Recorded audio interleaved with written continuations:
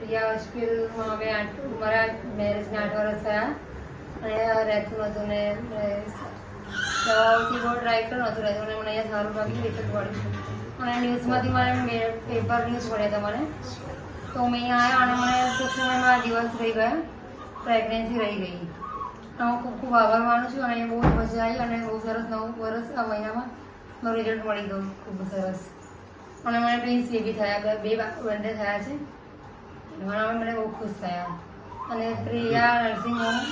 IVF centre બહુ જ ખૂબ જ સરસ છે અને સ્ટાફ તો બહુ ખૂબ સરસ છે